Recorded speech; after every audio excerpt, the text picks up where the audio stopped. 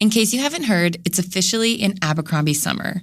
The A&F Vacation Shop has everything on your packing mood board. I desperately need their new one-piece, the A&F Marina. It's strapless, so flattering, and paired with denim shorts will be my go-to beach outfit this summer. Finally, your suitcase isn't complete without finding that dress. You know, the one for the photo shoot. Abercrombie's boho dresses have that perfect beachy, romantic look. Make it an Abercrombie summer. Shop their newest arrivals in-store, online, and in the app. It's summer. Time to enjoy long days, lazy nights, and great food. Because Uber Eats has deals all summer long. So, when hunger strikes, don't sweat it. Delicious deals are just a tap away on Uber Eats. Enjoy all your favorite grocery items delivered straight to you. Get ice cream, soda, and snacks from your favorite stores like Wegmans and CVS and make the most of every moment. Now that sounds like a good summer. Order now on Uber Eats. Terms apply. Product availability varies by region. See app for details. Pro Paint Days are back at Lowe's, and My Lowe's Pro Rewards members can save even more with limited time deals. Right now, buy one, get one half off select HGTV Home by Sherwin-Williams primer and ceiling paint. Plus, get free same-day delivery to your job site when you order by 2 p.m. Offer valid through 6/13, delivery by 8 p.m., subject to driver availability. Additional terms apply. See Lowe's.com/same-day delivery for details. Live, Laugh, Larceny discusses true petty crimes that may be disturbing to some. Or could be easy listening to all you psychopaths out there. All stories are based on actual events, but details may vary. Listener discretion is not advised.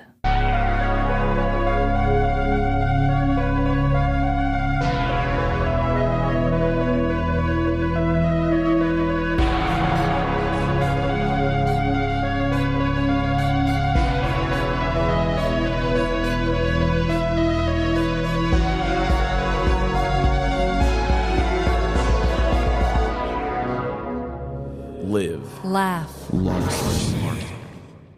Welcome to Live, Laugh, Larceny, now accepting bribes for illegal favors. This is Trevin. And I'm Amanda. I'll take a bribe. What you got for me? What you got? What do I not have?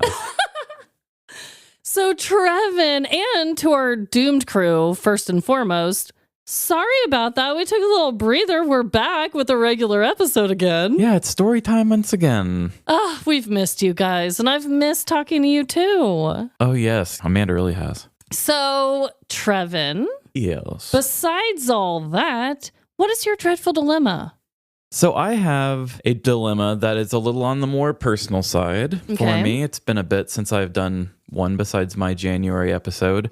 So we're reaching the summertime, which means it's body dysmorphia season, everybody. Unfortunately, yes. I had kind of injured myself and wasn't able to work out for a bit. So I took a couple weeks off, didn't work out, and I was getting really body self-conscious. And I was like, okay, I got to do something about this. I've recommitted myself to a new program. Okay. And I'm learning how hard it is for me to connect when doing workouts.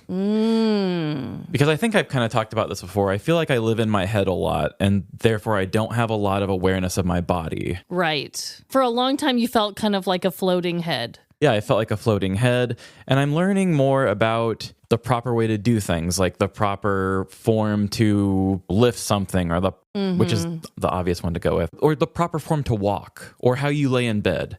Because I know I lay like a crooked pretzel and I do the thing with my hands that hurt all the time. I feel like I block that out to where I don't notice physical sensations a lot. Like my therapist had said, hey, what's your favorite flavor? What's your favorite smell? And I was like, smell? People have favorite smells? I don't have a favorite smell. I'm just glad when things don't smell like shit. Do you still not have a favorite smell to this very day? I mean, I like things that smell like food. Oh, I mean, hey, okay. I would say for me, I usually think of scents like candles. Anything sweet like vanilla. When it's like ooey gooey cinnamon bun crunch, I'm like, give me more. That's the kind of scent I like. Yeah, I like things that make me hungry. Yeah. I'm trying to do a better job because I'm just I've been working out for years, and we talk about, you're always like, oh, you're oh so fit and blah, blah, blah. Yeah. I'd never seem to make a lot of gains where I want, or I'll just be hurt a lot after I work out. And I realize now that I think a lot of that is because it's so hard for me to connect with my body. If the job is like, lift this weight a bunch of times, I have enough body mass and whatnot that I can get the weight lifted up. But am I doing it the proper way? Right. Probably not. I had all those foot injuries in the past and just different things because it takes a lot of focus. Like when people say, oh, I just space out and then the workout's over later. It's like, if I do that, I won't do anything correctly. Like I'll be hurting my hip or something. I'm learning that the only way to really do a good job is to stay extremely focused and just like think about my legs working the whole time. Yeah. And it's kind of mentally exhausting, but that's my dilemma, is how hard it is for me to do that, because I feel like there are a lot of people who don't have that issue at all and probably cannot connect to what I'm saying with that. Yeah. I was trying to figure out if I could or not, because part of it I could. There's been many times I've overdone it and hurt myself, but I don't know. I feel like that maybe is something that comes more naturally to me, maybe. Because, I don't know if that's like a thing I have to actively think through. Like my hips. I have a hip that is kind of wonky. When I pay attention to the form of how I walk, I'm realizing I kind of cheat my steps every time I walk. Like when I would use a treadmill, it didn't sound like do, do, do, do, do. It sounded like do, do, do, do, do, do, do. But to me in my head, I thought I was just running like normal. But my body is not working correctly, and it's like it takes a lot of focus to run properly for me. Well, that is very dreadful. And I guarantee you, though, there is at least a handful of listeners out there that do know that struggle and do relate with you. Because I've seen them comment on things that you've posted. And I've got a lot of validation in doing this show and kind of sharing the things that I feel kind of weird about, or like it's embarrassing to say like, oh, I think I just walk funny. And like most people would just be like, maybe just walk right. And it's like, it doesn't really work like that. Or if like I can, but then I can't think of anything else and hey, I'm mentally ill. But either way. It's okay, same. Just in a different way than you. Yeah. I want to put that out there too, because like, are there other people that experience this too? Because I feel like I'm like 100% in my head and 0% body. And it makes it harder for me to do physical things when I don't connect my body at all. Yeah. I have to really like wiggle my toes and think like I am in a body right now for me to even gain like positive feelings sometimes. Or like I'm sitting in an uncomfortable position, I can blank it out for like 3 hours and be fine. Yeah, that's a dangerous game. Yeah. That's how you end up real injured. Oh, Trevin, I love it when you share your vulnerable side with us all, and we all have our thing, okay? So don't feel ashamed, ever, anybody out there. Yeah, you too, people. Yeah. Well, I also have a personal, I mean, they're all personal with me. Like, it has to do with my family a lot, whatever. But I have like a big personal update / dreadful dilemma. Dun, dun, dun. Yeah, I'm like, I don't know what you want to call that, but basically just some updates going on with me. I know we had a few weeks where we had guests, and Trevin kind of took all the heat and was like, I'm officiating a wedding, like, blah, blah, blah. Well, there's also a lot going on with me too, guys. It's not just that. So this past, I don't even know, how long has this been going on? A month and a half, maybe? It's been all very recent. Jordan and I were not looking to move at all. We have lived in our home for 10 years. It has suited us just fine. And also, we weren't really like financially prepared, emotionally prepared, physically. We just weren't prepared. But are we ever? Right? Yeah. However, it has always been a dream of mine and my parents, and I know to some people this might sound like a living hell for them and for you maybe, but I totally get this isn't for everybody. But my family and I have always talked about being next door neighbors and living on some land together, so it wasn't like close quarters, but that we could still like go on walks with each other at night. And like, let's get honest, me and my dad are like the main people that are with my kids. Right. Anyway, their neighbor's house went up for sale. And basically, I think with their house and our new house, It's over 3 acres combined. I don't know if it's closer to 4, but it's a good amount. The houses aren't like right by each other. Jordan is going to have a brand new big old work shed to work out of. And I'm actually really in love with the house. Like, it has a really cool long driveway. The neighborhood is like a dream come true for my kids to ride their bikes and their scooters. Yeah, quiet, low traffic. Yeah, which right now in our current home, no, I would never feel safe being like, okay, girls, go scoot. Well, your car was stolen out of that driveway. Yeah. Okay, yeah, my car was stolen. There's a sinkhole. The traffic is crazy right in front of my house. Was it BB guns shot in the windows or something? This is like way more calm energy out there. Better school districts, like all around, it's just a positive. But we didn't even think we were going to qualify. Long story short, we did.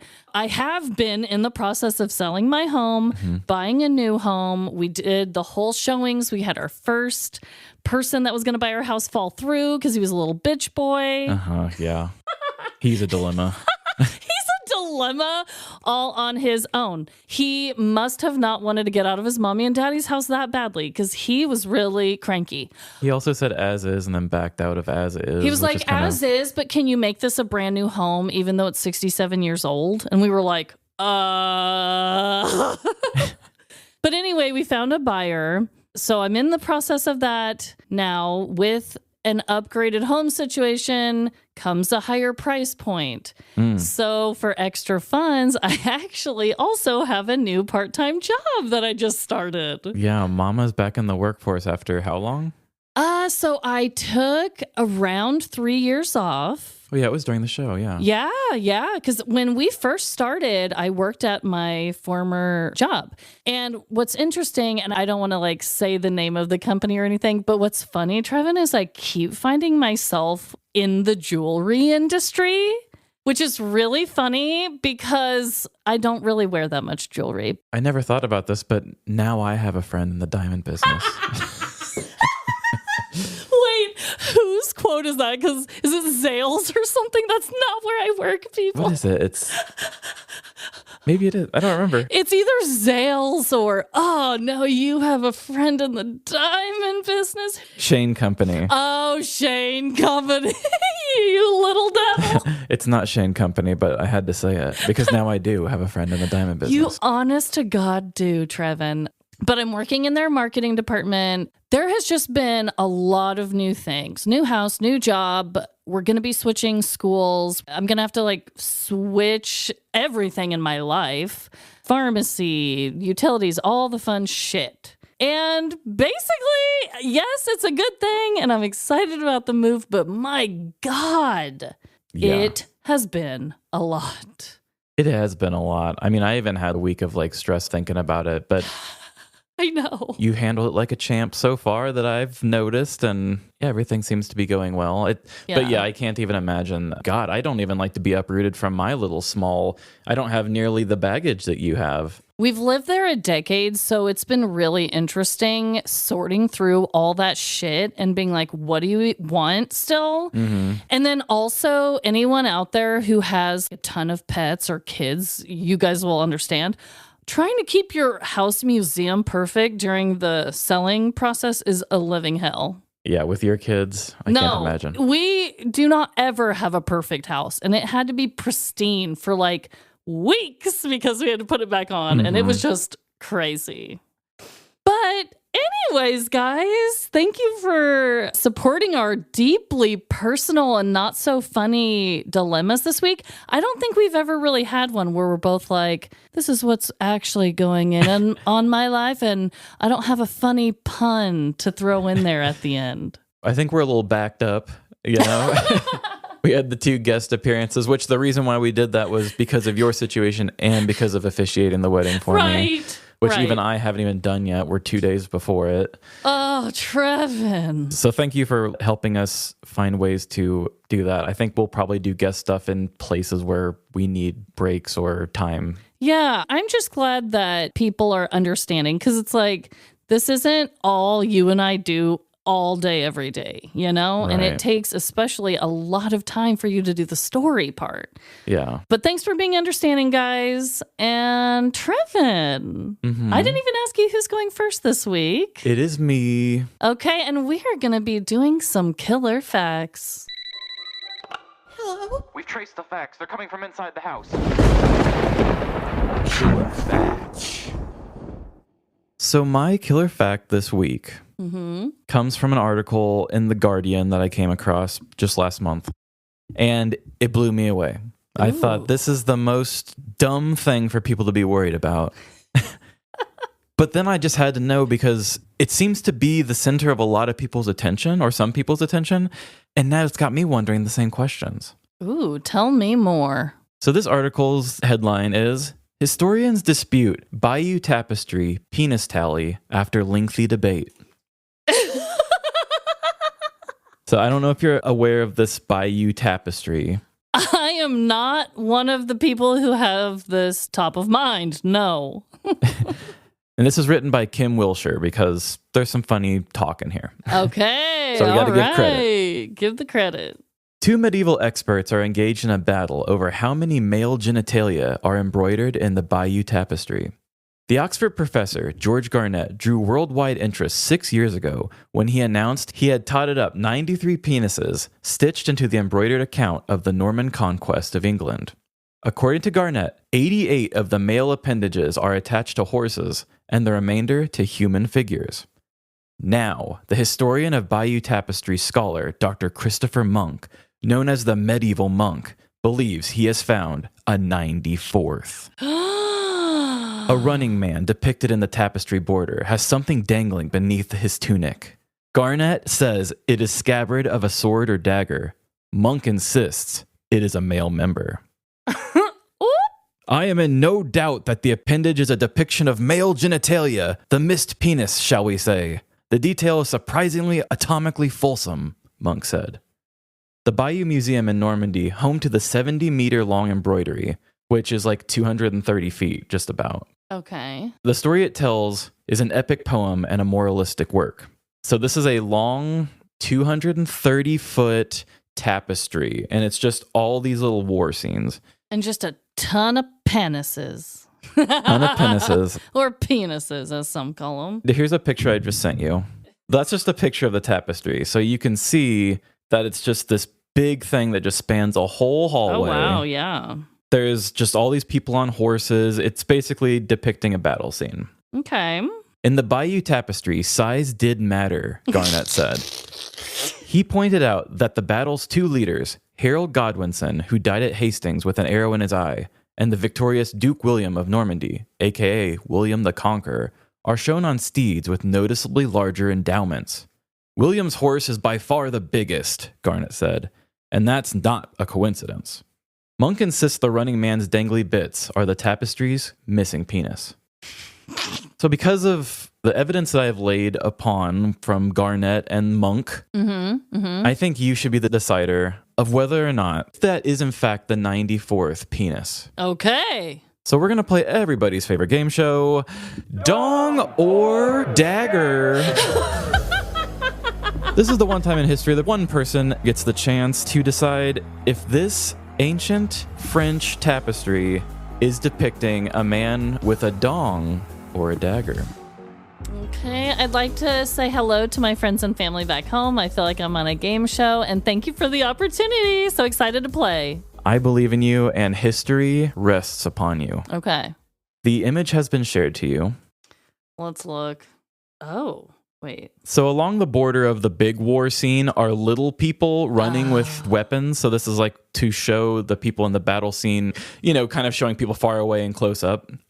So the 94th penis, or what they believe is the 94th penis, is two men running with swords, and it's just part of the outer border. So the scholars are looking at this picture here and are arguing if whether or not this man is showing a dong or a dagger. That is 1,000,000% without a damn doubt. That's a dong, y'all.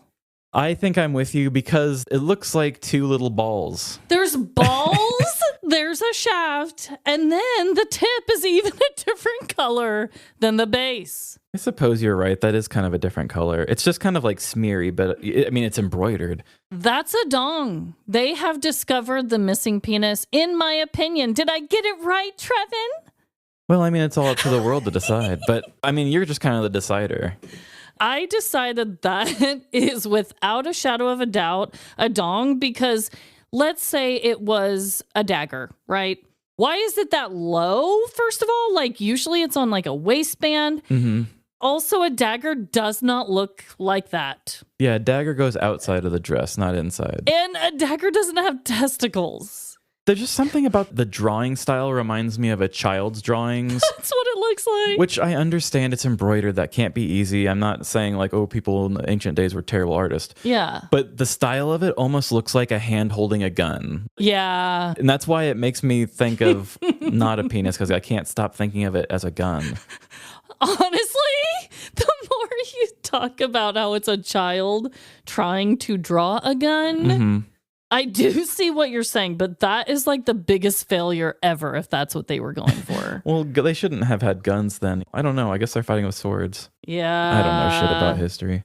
It's either a gun or a dong, not a dong or a dagger. Okay, then we are going to say 100% dong. Yes. Final answer, Trevin. So I was just really taken in by this article, but the thing that kind of blew me away the most was they were like, oh yeah, there's 93 penises in this. And then they're having an argument. And I thought, oh my gosh, this must have so many dicks. Like, this must be the funniest dick tapestry ever. In the next paragraph, it says 88 of the 93 are horse dicks. Right. Like, when you sent me the tapestry, I was like, where are the dicks? Like, where are they? It's just so funny that that's a talked about thing when it's like, this is not a main part of this picture at all. Right. That was the thing that was weird to me, because technically we're only really talking about 5 human penises, possibly 6. Yeah, and a side note, I also loved how the leaders got the horses that were the most endowed. Like, that's funny as fuck to me. Mm-hmm. If anyone ever paints us on horses one day, may their dongs be large. May their dongs be full. Well, I think that's a great transition into my killer fact. So I am actually coming from one of my favorite websites, Ripley's, believe it or not. Yeah. What's up with Ripley today?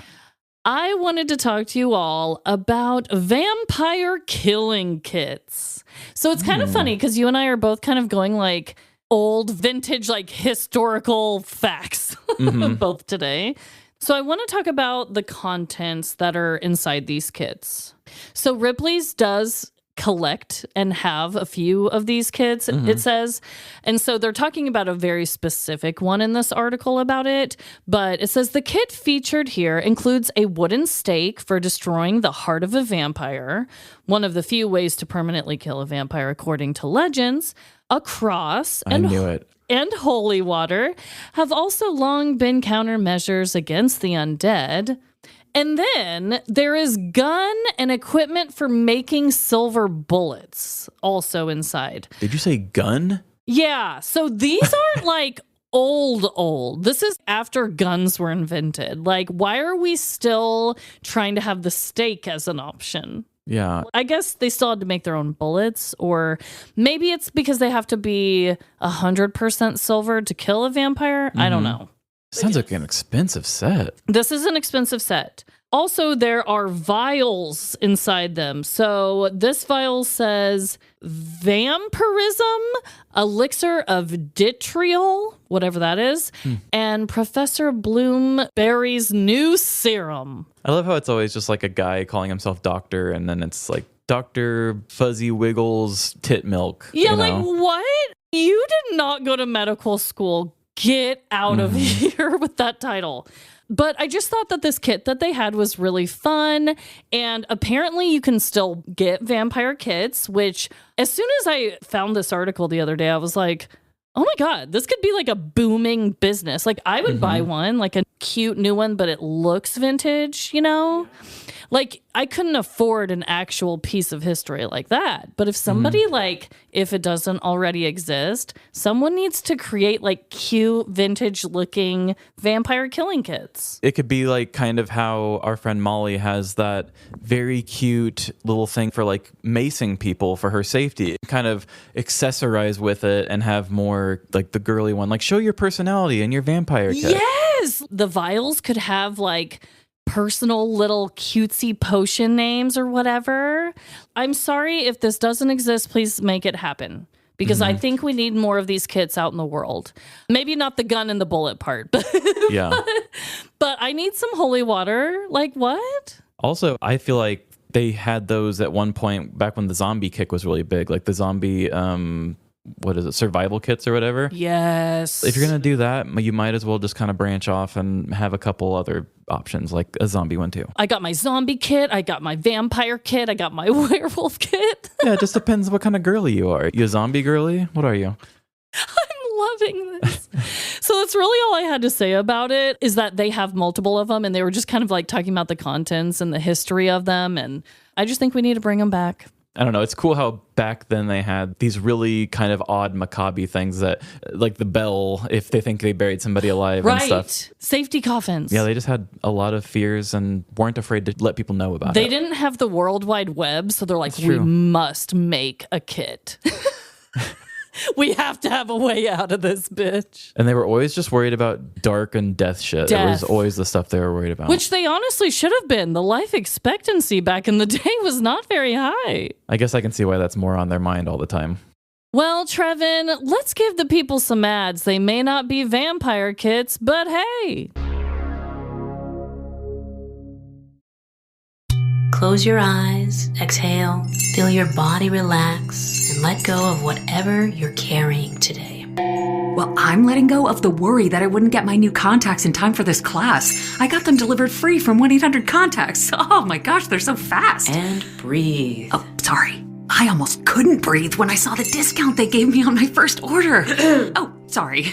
Namaste. Visit 1-800-CONTACTS.com today to save on your first order. 1-800-CONTACTS. This episode is brought to you by Amazon's Blink Video Doorbell. Get more at your door with the easy-to-install Blink Video Doorbell. Get more connections. Hey, I'm here for our first date. More deliveries. Hi, I have tacos for two. Oh, thanks. We'll be right down. And more memories. Babe, come down. I have a surprise. All new Blink Video Doorbell with 2-year battery, head-to-toe HD view, and simple setup. Shop now at amazon.com/blink for just $69.99. Ryan Reynolds here from Mint Mobile. I don't know if you knew this, but anyone can get the same premium wireless for $15 a month plan that I've been enjoying. It's not just for celebrities. So do like I did and have one of your assistants switch you to Mint Mobile today. I'm told it's super easy to do at mintmobile.com/switch. Upfront payment of $45 for 3-month plan, equivalent to $15 per month required. Intro rate first 3 months only, then full price plan options available. Taxes and fees extra. See full terms at mintmobile.com. And we are back. It's my week, as we did earlier, and we'll continue with it now. I have a story from the news that feels like a mix of the old and a mix of the new. Ooh. I feel like I've got a good dramatic one that is also not as big of a crime as some would hope for sometimes. Okay. But also, I've got some characters ahead. So let's just jump into this one and see if you guys can relate to me on today's theme. And here we go.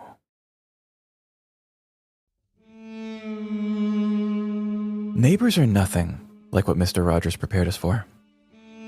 There's no mailman who remembers your birthday, no talking cat named after a day of the week, and maybe, most importantly, no kindness. Becoming a dog owner has taught me the unexpected joys of a good walk. Sure, being outside is great for your health, but honestly, I've never been that great at doing things just for myself. That's where Mabel keeps me accountable. She doesn't care about my fitness or inner peace. She just wants to shit in front of strangers. Solid log, Mabel. But besides a massive rise in our vitamin D levels, Emily and I have developed a relationship with our neighborhood that's deeply personal. We've turned walking into an antisocial sport of judgment and quiet pettiness. We nitpick every imperfection of the house whose owners once called animal control on us. Does that shutter look crooked? Serves those dickheads right. We continuously add to the imagined backstory of the neighbor's adult son who wears leather jackets and rides a motorcycle. And we never forget the houses that once flew their MAGA flags before quietly realizing the error of their ways. We're still piecing together the clues on what finally did it. Neighbors aren't just where you live. They're where you observe, where you compare, where you quietly hold grudges against people you've never formally met. And sometimes, if you're really lucky, they're where you stumble onto a mystery. Because even though our yards share the same soil, and our homes clutch interconnected power lines, inside those walls, we are all petty in our own particular way. Which brings us to unincorporated Silverthorne, a beautiful Colorado suburb where every window frames snow-capped mountains and every driveway hid a secret. On Pussyfoot Lane, the houses watched one another warily, smoke curling from their chimneys like whispered gossip. It was here, in this quiet alpine stretch, that Krista S. let out a scream. A sound so piercing, it triggered an avalanche of emotion across the cul-de-sac. Neighbors peeked through blinds. Startled birds scattered into the sky. Joggers decided to walk. And as Krista fumbled for her phone with trembling hands, her frantic call to the Summit County Sheriff's Office set a chain of events into motion, summoning a detective to her door. Thank you for coming so quickly, officer. Saturday, 09:25. Victim appears distraught, a blubbering mess if I've ever seen one. Either she's been crying for hours, or she's just ugly. Beginning preliminary assessment of the crime scene and preparing to interrogate the angry woman in front of me. Good evening, ma'am. Detective Roman Nipple. I'll be investigating your case. The suburban housewife stared, a confused squint wrinkling her forehead. After a beat, she gave an exhausted shrug and waved the officer her direction. Right this way, Detective Nipple, she said, already halfway down the sidewalk. I didn't disturb the scene. In case you need to, I don't know, dust for prints or something? They approached the neatly painted wooden steps, where a gray thin plastic bag sagged on the welcome mat like a wilted balloon. These have been showing up for about a month, multiple times a week. At first I thought it was an honest mistake, but this time I caught him on the doorbell camera. The man crouched, eyeing the bag's ominous cargo. The translucent plastic revealed a shapeless brown lump inside. It's Ipple, by the way. The N from my first name just spills over. Detective Ipple. In case you go searching for me on Facebook later. Now, are you certain this is excrement? With a flick of his thumb, Ipple popped a knife off his belt. Do you mind? Be my guest. The blade slid clean through the bag. The weight of the contents did the rest. Plastic split wide, spilling a damp brown heap onto the wooden porch. Before Krista could protest about her beautiful flooring, the stench hit. Her face twisted, a cough catching in her throat. There's a cost to everything we do. Want attention? You buy a Cybertruck. Let your dog eat too much cat food, you get radioactive dumps. Based on consistency and scent profile, I estimate this dog's on a steady feline diet. Our perp likely owns a cat.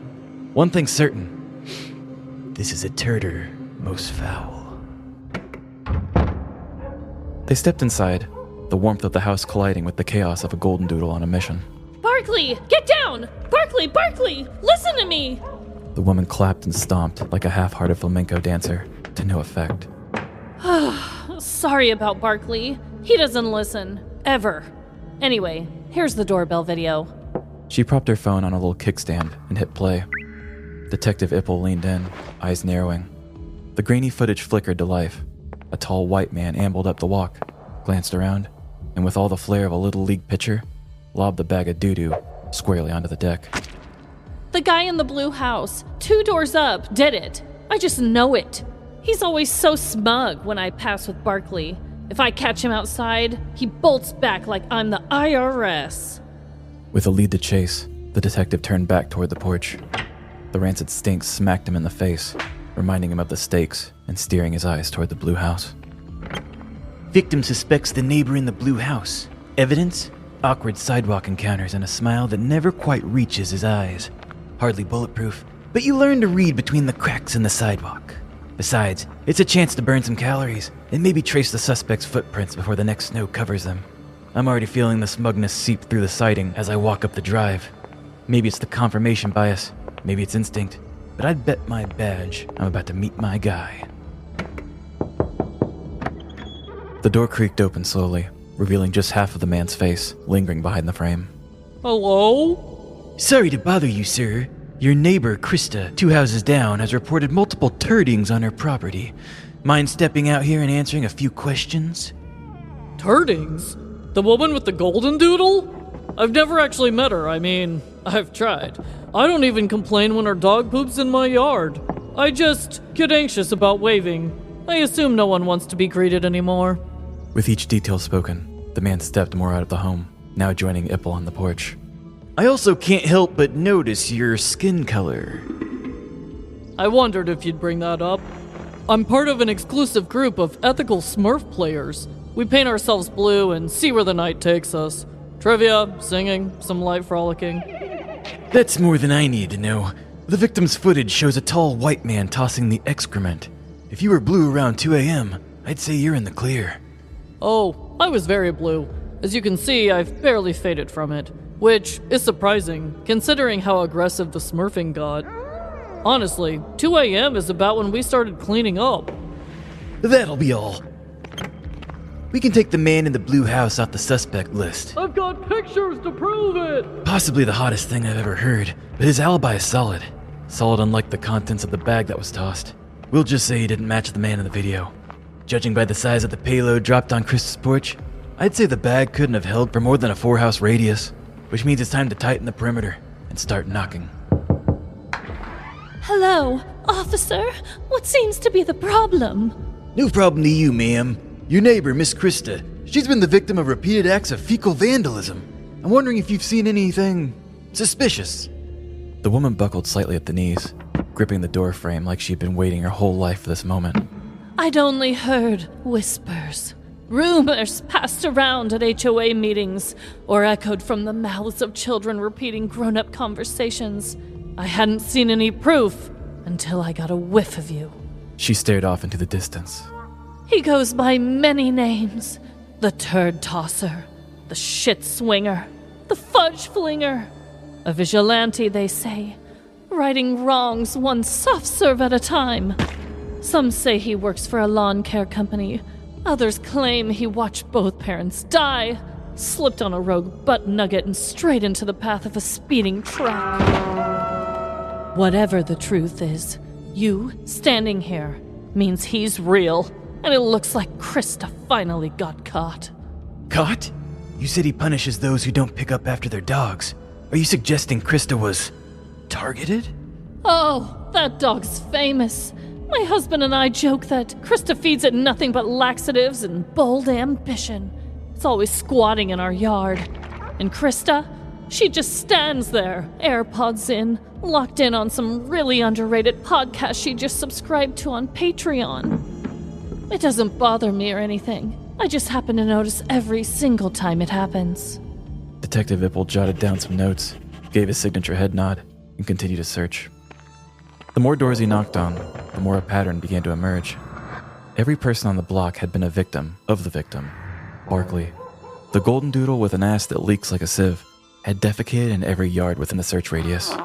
And although only some residents added colorful lore to the mysterious poop chucker's backstory, all had recalled how Krista simply chose not to pick up after him. I've canvassed the entire stretch of Pussyfoot Lane here in unincorporated Silverthorne, and if I were to use my detective yarn to connect these homes on a map, every string would point to my victim. Krista and Barkley have a reputation. They've been fertilizing this neighborhood with their sins.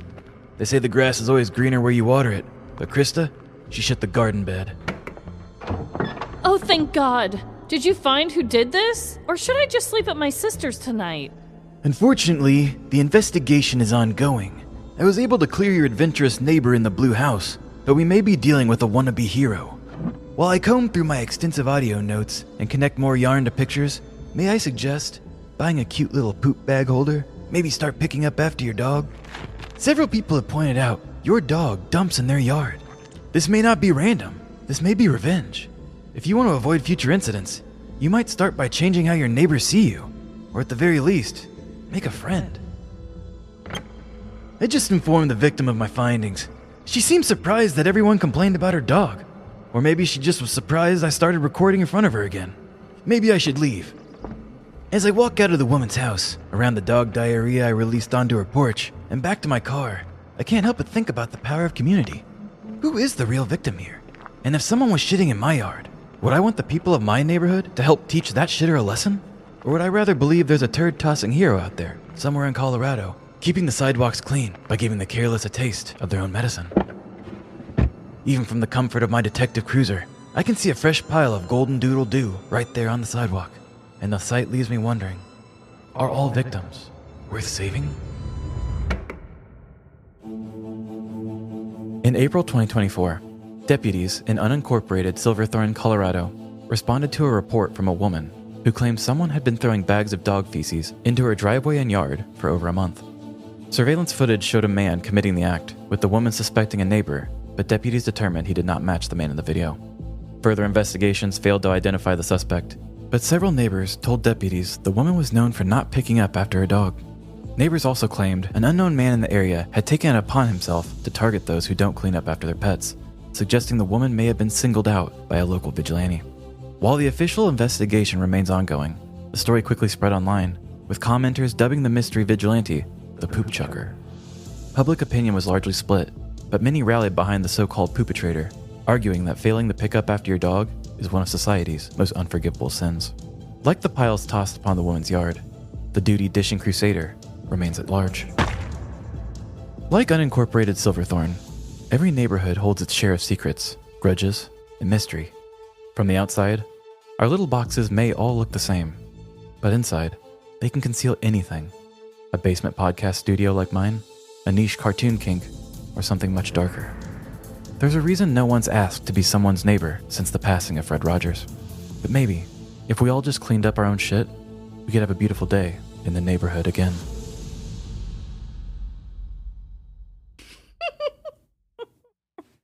That was such a beautiful full circle moment. And before we even talk about the crime, we've done so many poop stories throughout the years. And I thought that maybe, just maybe, after all these years, we've kind of like reached our end of like how we could tell these. And boy, did you prove me so fucking wrong today, because that character, Detective Roman Ippel, the recorder, the lack of social awareness that he had in recording in front of that woman, 10 out of 10. The lack of social awareness was a fun one. I feel like I don't do that one too often, or at least not in the main character. So funny.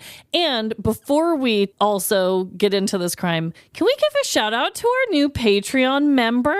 Yes, thank you, Krista. Thank you for having the golden doodle, and thank you for subscribing to our show. We really appreciate you, and I hope that you liked being in the story. Yes, I loved playing your character. And yeah, if you guys also want to be a character that doesn't pick up their dog shit in a future story, just subscribe and you can also be that. Yeah. You never know what you'll be. On to the crime. We've had a lot of crazy neighbors, and yeah, you have to pick up your dog poop or someone is going to come for you. Yeah, I thought that was kind of a beautiful thing. I don't know if it was all like unspoken, or if it really was just like all these people were talking shit behind her back. And another thing about this crime is it was based off of a sheriff's report. Like, that's it. There are no pictures. There's no names of victims or anything. This was just a paragraph that one county in Colorado did that got viral. Oh, I love it. So it also gave me this space to do anything because I had nothing else to work on. But still, that small paragraph said so much because it not only was a woman complaining about this, but they were her victims. And it did seem like everybody had each other's back. Yeah. And they also had the couple people saying there was a vigilante that was doing it to people who didn't. So, like, was this a situation where it was kind of a, oh, I don't know, I heard there was maybe somebody just teaching people who do that a lesson? Or was there really talk about, oh, yeah, I heard Marty got hit up the street with his dog shit, you know? Yeah. I loved how you were like, there's been whispers at the HOA. Yeah. Those lines were so funny.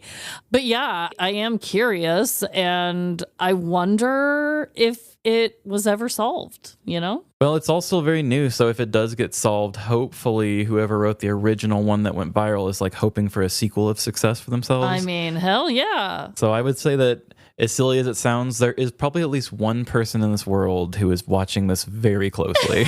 Actually, two, because the dog owner probably. And make it 3 and 4 now. Oh, yes. This was heavily influenced by Murder on the Orient Express. Oh, okay. So, yeah, your being very dramatic was perfect. You were totally feeling what I was going for. Oh, yeah. As soon as I saw the gripping of and her knees buckling, I was like, oh, this is about to be dramatic AF. I almost did the story where the whole theme was just murder mysteries. I usually like to kind of get deep on like how I feel about the subject, and I'm like, I actually don't have that close of an opinion on murder mysteries. Like, your parties are about the only murder mystery thing I do. I don't love murder mystery movies all the time. Yeah. Knives Out was great. Yes. Emily really likes the Murder on the Orient Express. His name's like Poro or Pow-wow-wow. I haven't seen it. Yeah, there's like a bunch of the Murder on the Nile or that one, and he has another one that's a ghosty one. But Agatha Christie, stuff like that. Yeah. That just wasn't a genre that I grew up watching a lot. So I had to change it and go to Neighbors. But really, the whole neighborhood, like, I would watch a TV show about this neighborhood. Oh, hell yeah. They got one guy over here smurfing it up, which creative. That was funny. When you said in the recap, what was really true is that he just didn't match the description of the man in the video. So I saw what you did there. You ran with that to like the utmost degree. I'm so glad you caught that. That was just so fun. My brain went wild with it because I thought, what's a joke I could do that's only funny in audio? Because like we can't make movies or anything, so I can't do this joke. And I was like, oh, my socially unaware cop, you can't see what he's seeing. And he says, oh, I can't help but notice your skin color. And it's just like, what? I know. I was like, where's this going? Where's this going? I was going to write a joke in there. It was like, well, that joke would have only worked in audio, right? But I didn't do it. Oh my God. Well, I was dying. I was crying. It was so funny. And the bloopers were off the chain for that, for sure. Oh my God. I barely made it through my lines alive, you guys. Usually when I have a character that's way too overboard, don't give you that one so I can surprise you with it. Oh my word. But I just wanted to see you stretch your chops today. I had fun. This message comes from Greenlight. Ready to start talking to your kids about financial literacy? Meet Greenlight, the debit card and money app that teaches kids and teens how to earn, save, spend wisely, and invest with your guardrails in place. With Greenlight, you can send money to kids quickly, set up chores, automate allowance, and keep an eye on your kids' spending with real-time notifications. Join millions of parents and kids building healthy financial habits together on Greenlight. Get started risk-free at greenlight.com/Spotify. Running a business comes with a lot of what-ifs. But luckily, there's a simple answer to them. Shopify. It's the commerce platform behind millions of businesses, including Thrive Cosmetics and Momofuku. And it'll help you with everything you need. From website design and marketing to boosting sales and expanding operations, Shopify can get the job done and make your dream a reality. Turn those what-ifs into... Sign up for your $1 per month trial at shopify.com/special offer. Well, Trevin. Yeah. It's my turn to tell you a story. I'm ready. And it is also a story from the news. And I just want to say that when I was doing this story, and sometimes I'll just search the location to see how big of a city it is. Like, is it more of a town? Is it more of a city? Oh, yeah. You know, like, what's the vibe of this area? And when I did that, I stumbled upon kind of a really weird fact that fit perfectly with our show. So I'm tying that in, and it is true, and I'm not exaggerating. So when you guys hear it, you'll know. I don't think I've done that in the story in a while, where I find out an interesting fact and then just shoehorn the facts into the story like that. Because it's so cool. Like the toilet story, when I said like the stuff about Winston Churchill being born, that was so cool. Yes. Yeah. This is one of those. Oh boy. So here we go.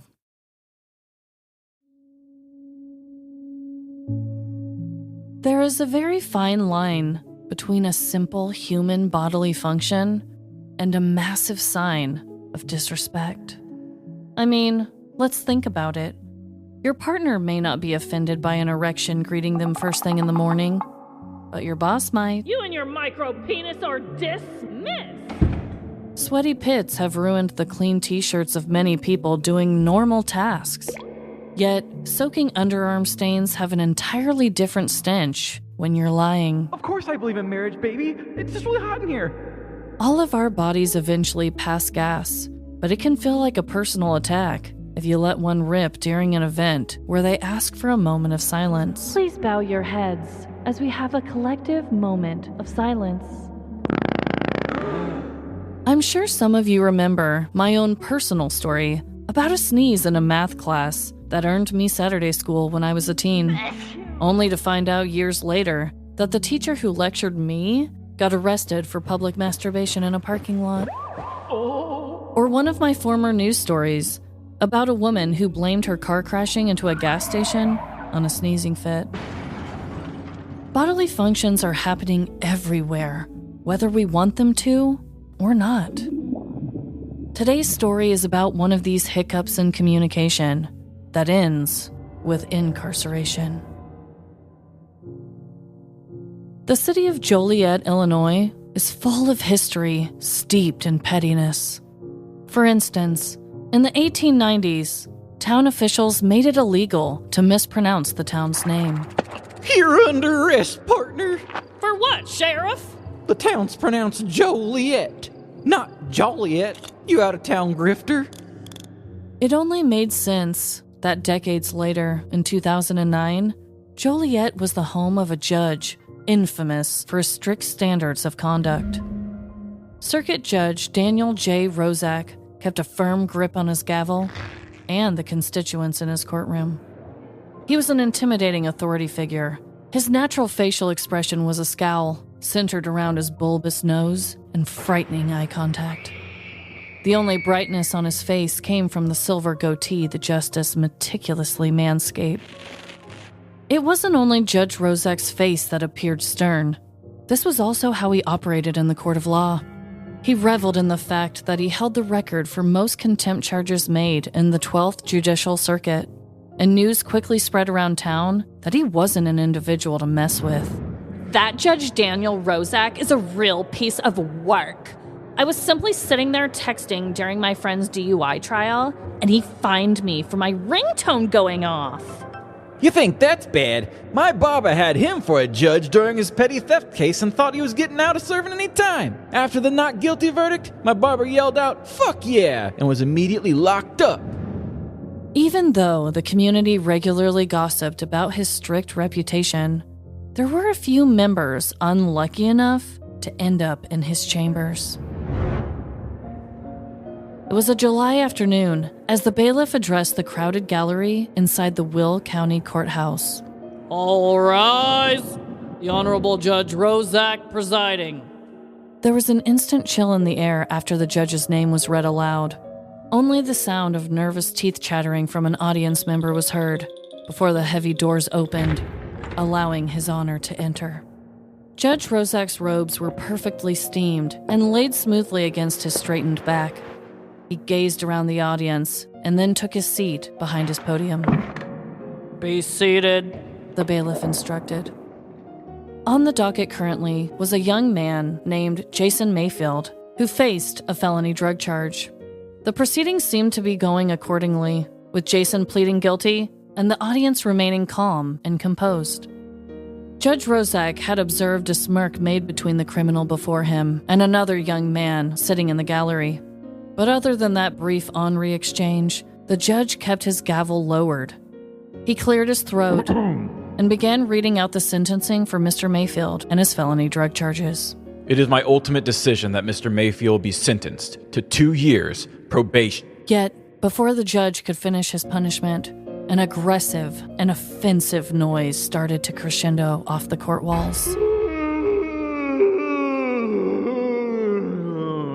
Judge Rozak whipped his stiffened neck towards the audience member responsible for the foul yawn that interrupted his honorable dialogue. The judge locked eyes with the once sleepy young man, who now looked suddenly wide awake. You there, in the crowd. I sentence you to 6 months in jail. for contempt of court.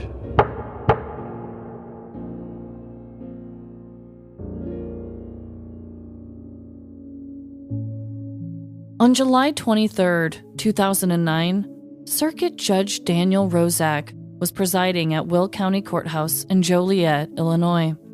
It was during this day that a felony drug charge hearing took place involving a man named Jason Mayfield. At the end of the hearing, Judge Rozak started to sentence Mr. Mayfield to 2 years probation when a member of the audience interrupted with a loud yawn. The sleep-deprived onlooker was 33-year-old Clifton Williams, who was in attendance for his cousin Jason Mayfield's hearing. Clifton went from an audience member to a criminal, being charged with contempt of court and sentenced to the maximum penalty of 6 months in jail. Clifton Williams' father was quoted by the Chicago Tribune stating, "I was flabbergasted because I didn't realize a judge could do that. It seemed to me like a yawn is an involuntary action." However, spokesman Chuck Pelkey of the Will County State's Attorney's Office told the Chicago Tribune a different side of the story, explaining, "It was not a simple yawn. This was a very loud, boisterous, deliberate attempt on the part of this individual to disrupt the proceedings and show disrespect to the court. It was not a guy who involuntarily yawned. This guy was making a statement, a very loud statement, in court." Although the ruling may seem extreme to some, Judge Rozak has a history of charging audience members in his courtroom, including people who cuss in reaction to a sentencing and spectators whose cell phones interrupted proceedings. Additionally, the Chicago Tribune found that the judge in question has sentenced more spectators to jail for infractions involving cell phones than any other judge in Will County in the last decade. After Clifton Williams served 3 weeks in jail for the yawn, the judge had a change of heart. However, that didn't mean Judge Rozak let him go without a lecture. He reportedly told Mr. Williams that he wasn't jailed for just yawning. Instead, he was punished for making a sound that was offensive to the court. Ultimately, Judge Rozak retired from the bench on January 16, 2017, leaving behind a legacy of enforcing the law and some extremely relieved court attendees. No matter the bodily function, big or small, it's important we try to remain considerate of our surroundings, regardless if you're peeing in public or belching openly in a crowd. Make sure you look around first. Even a harmless yawn can lead to a nightmare behind bars. Holy shit. He had to do 2 weeks? 3. 3 weeks? Oh. He sentenced him to 6 months in jail for yawning, and then after 3 weeks' time, he said, "Bring him back to my court. I need to have a talk with this guy." Lectured his ass and finally let him go. 24 hours would have been fine. That probably would have still been too much, in my opinion. I would have mental distress in 3 weeks. No, I know. That's why when you were doing the yawn and I made you redo it, I was like, you gotta give it more, honey. Because it must have been the most crazy yawn. I mean, honestly, it sounds like this judge just had a definite history of doing this to people. So I got to have fun, making the stories more personal. But even when I wrote those gossiping lines with the community, that was real examples of things that people had said. Okay, that's what I was thinking that you might have done. Okay. Yeah. Wow, what a hard ass. Yeah. I guess nobody does or says anything when the judge is that harsh. And then how crazy was it then that, to my surprise, when I'm looking up this town, they have a weird ass law about mispronunciation and throwing your ass in jail if you do that. I'm like, they are laying down the law in this area. Joliet. Joliet, Illinois. Does anyone live there? I gots to know. The city of law and order. Oh, but man. he did retire. I had to put that in there. I didn't find that by just looking in articles. I looked up this judge, okay?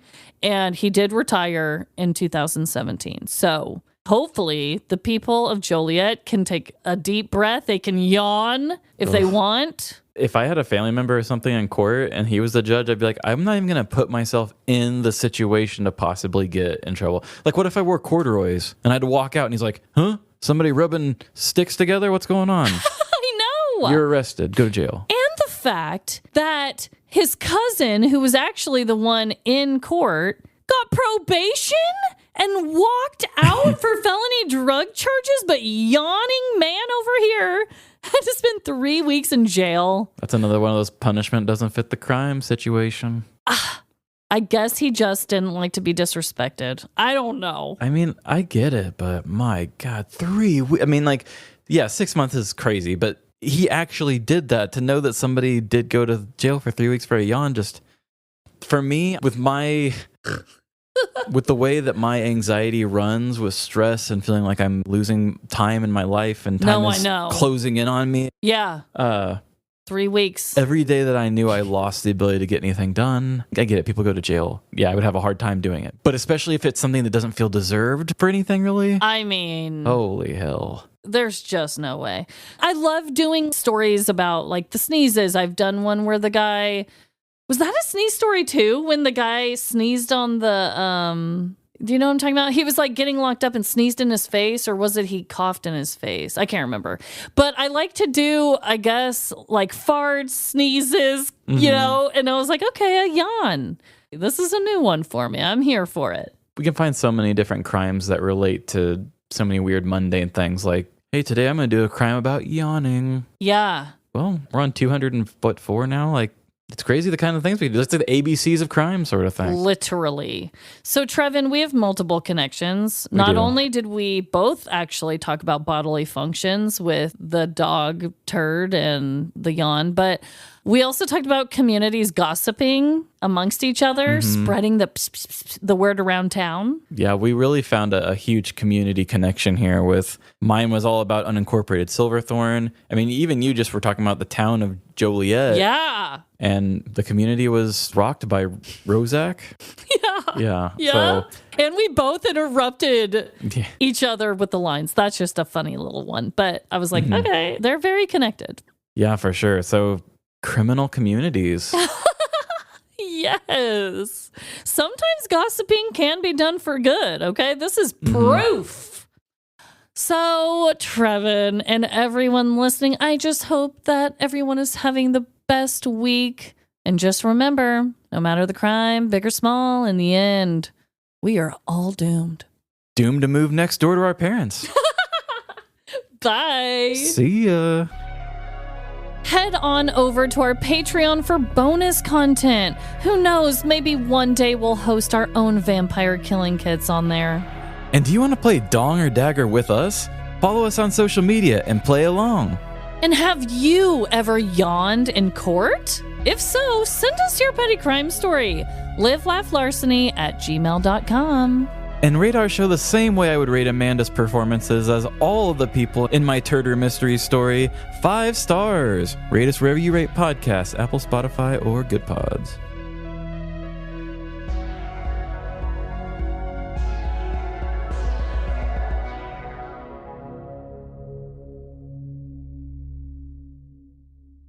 Okie doke. 1, 2, 3. That was the best clap we've ever done. I will go on record. Put it in permanent ink. That was the best clap we have ever done and ever will do. I heard the ring after, like the voice of an angel behind it. I'm so impressed already. This is going to be a great episode. Oh, heavenly echoes. He had totted up 93 penises. Penises. Oops. Honestly, I wish that's how it was pronounced. It's so much softer. It seems more delicate that way.